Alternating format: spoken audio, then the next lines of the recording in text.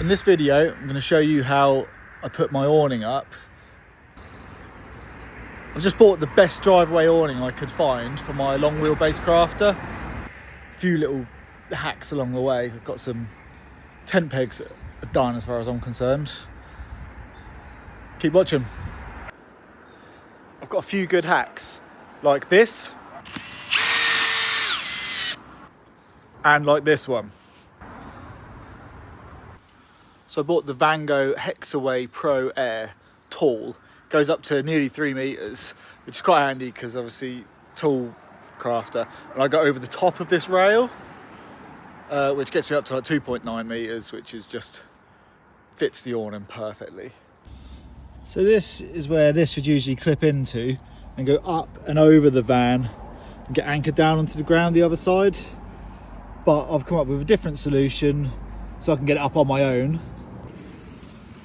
I hook these ratchet straps through there, throw that over the van, and I'll show you what I do on the other side.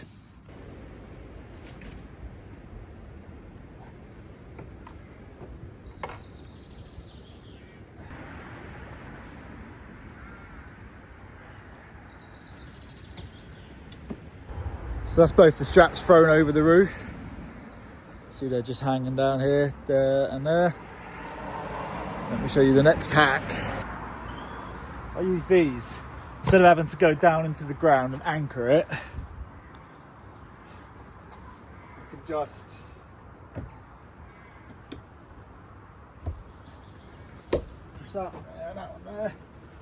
Solid as anything. I've just got the hook on the other end, just roughly in line with the top of the van. So I know that I'm sort of thereabouts for length.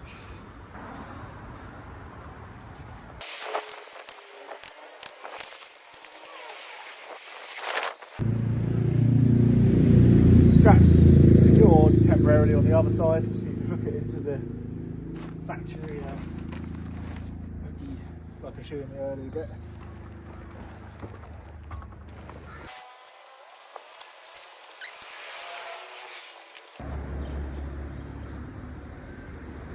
Right, so I've got the two ratchet straps over the rail and anchored onto the back of the van. Now, peg these corners down, but I don't actually use pegs, so I'll show you what I'm going to use. It's just so much easier. I use these 200mm long bolts. So they've got a nice coarse thread on them and a big head. They wind in. I've camped in like proper serious windy conditions with my gazebo and with this awning up, and I've never had one of these let go. Sometimes like guide rope might snap. But these have never been an issue.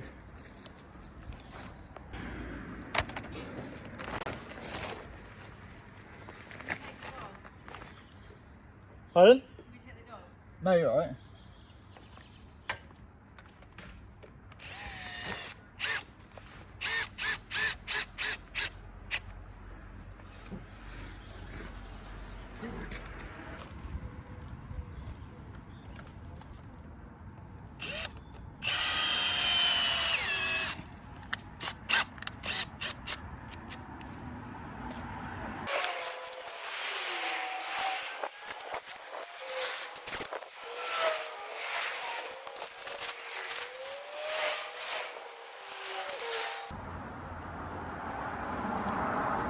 Got it all laid out, hooked over the top, pegged down roughly in shape. I also have to move some of the straps once it's up, like the proper shape of it. But with these bolts, it's no problem. You just unwind it, shuffle it around, and screw it back in.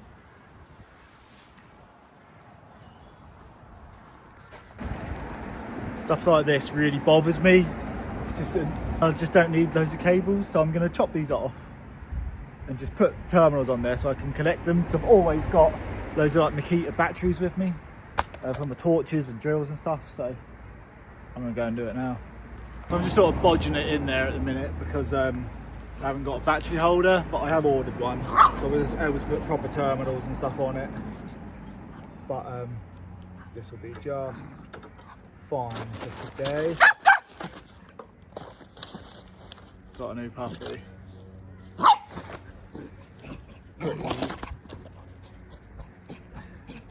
quite energetic.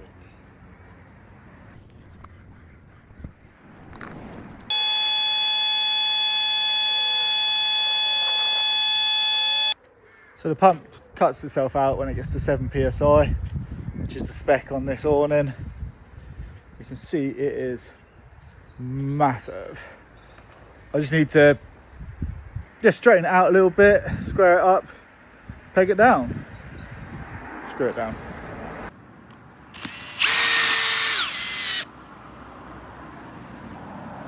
Definitely just never using a 10 peg again. It's so much better.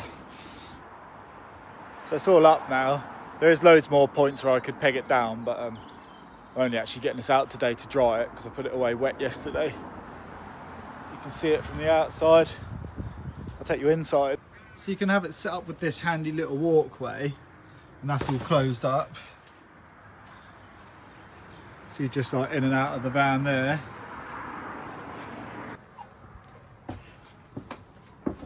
So this is before I've got the carpet down, obviously. You can see these straps tie all of the air beams together. So that means when you've got it laid on the floor, as long as you're pulling them tight against each other, it should roughly sit in the right shape and position. You can see like this one's got a bit of slack in it, probably like 3-4 inches slack in it. So that means either that one's supposed to be that way a bit, or that one's supposed to be over that way a little bit. It's pretty good design really, because if you didn't have them governing the width, everything should be apart, it would just be a big floppy mess and you'd just be guessing everything. So they're quite handy. You can see this one's perfect, just a couple of them just need spreading out. This is the waterproof carpet or like floor that goes down. You can get an insulated carpet which is all cut to shape. It's like £80. I might get one because it could be nicer for the kids to crawl around on. This just there's these little clips here, and on each leg there's just almost like a black cable tie. They simply just clip on there, which I'll do now.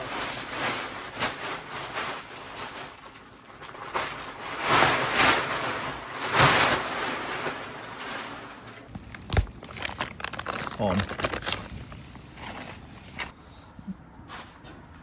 So to give you an idea of size, like, me and my wife usually have this like, sofa unit here, kids high chairs, loads of toys, kitchen and clothes units. Height wise, I'm like 5'10", and I can reach the top, but it's really not like it's a nice height. I've got these little LED lights which I put around up there to light it up lovely. Usually have a projector in here as well, so when the kids are asleep, shut the door. Oh no. And yeah, you can watch films and stuff in here. I need to open up all of the windows. I seem to have like trapped a bit of condensation in behind there. I just really would hate for this thing to go mouldy. All of the zips and everything seem just like really good quality. And sometimes when you put in a zip you feel like it's going to break or fray. They just feel good. It just fills you with confidence. I've just been away on the seafront with 48-mile-an-hour gusts through the night. I had this thing anchored down and every strap, every point anchored down, but it didn't budge, didn't break any guide ropes, nothing. It was just spot on. I mean, you can't ask for a better review than that really. Like, I've actually ordered a magnetic skirt which is going to go across there, flap down and then come under a bit, because where we were camping there was loads of ducks kept coming underneath and they obviously went in the van and evacuated their barrels, which wasn't ideal, and also the dog kept escaping under there.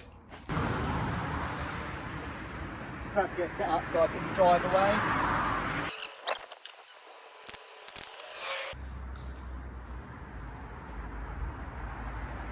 Now I've got the straps released over the top. It's zip done. So we've got nothing connected to the van anymore. We can just drive away and then park back here. Next time, probably take a bit of shuffling to get parked up. But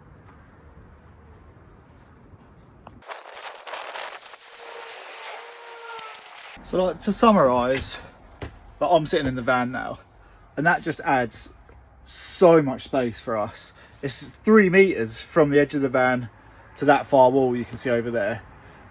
Ceiling height must be 8 foot, and it's just a good solid well built awning.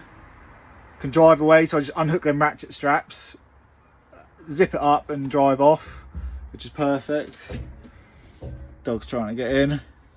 Hey Peps. Not quite big enough yet to jump in there. She's done it. Yeah, well, good sit, well done.